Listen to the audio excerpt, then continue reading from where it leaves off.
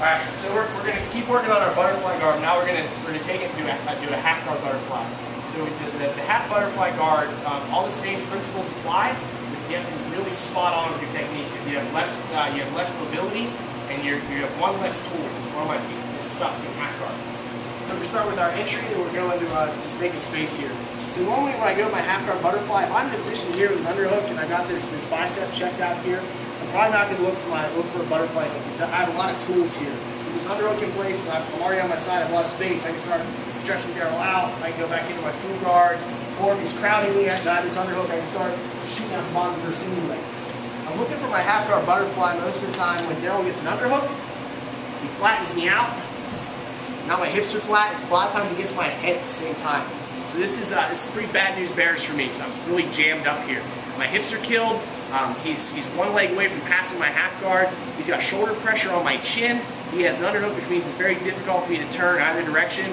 And my hips are flat, and it's very difficult for me to move my hips because of all the other things I just talked about. So this is a really rough position for me to work with here.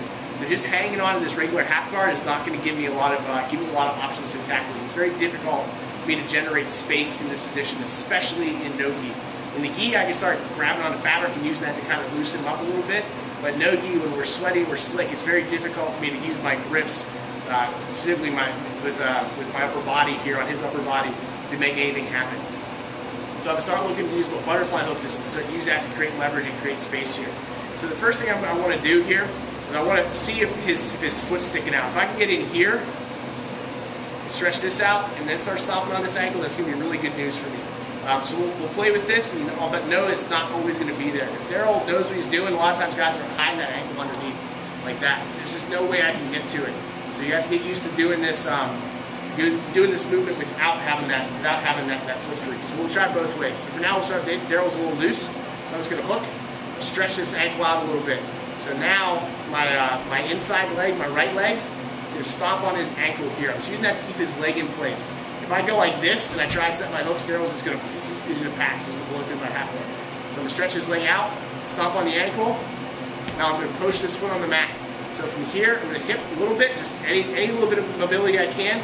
Point my toes down like a soccer player or a ballerina here. Hook inside of his thigh. Now sometimes here you can get your feet in, but it's not quite all the way, so you kind of do a little like heel-toe walk. Dig it all the way in here. So now I got my hook. Now I have a butterfly hook in. One more time. Daryl's got a little bit of space here. He's just a little bit lazy with that leg.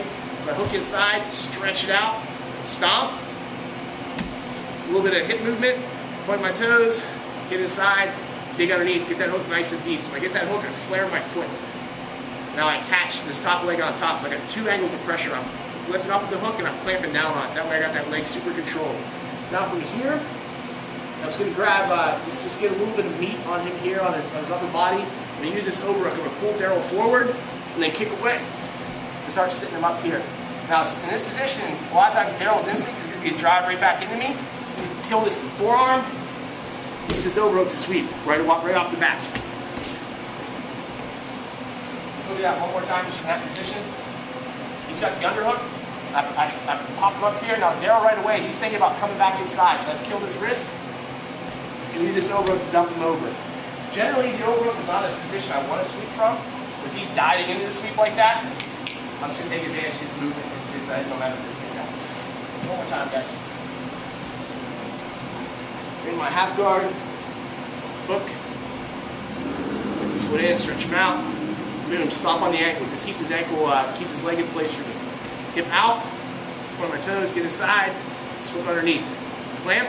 Now remember, I'm pinching my knees and using my hooks, pulling them towards me and rocking them away. And I'm using the same thing with my hands. Pull, push. Kind of push my hip if I need to. Now, as soon as I get up, I don't have enough time to create space sometimes. So Daryl starts driving in. Right away, I kill this wrist. And I kind of hit through here like a wizard. Let's just look at that one last time. So I'm using this overhook, kind of shucking my shoulder, get some leverage here. It's not as ideal as an underhook, but I can still get a lot out of it if he's diving in. I just control this wrist and just pinch it down like we've been doing. And it's elevated. And right away start digging for control. Might turn into a bit of a scramble, but you gotta have to. So let's start out with that movement and just keep getting reps on that.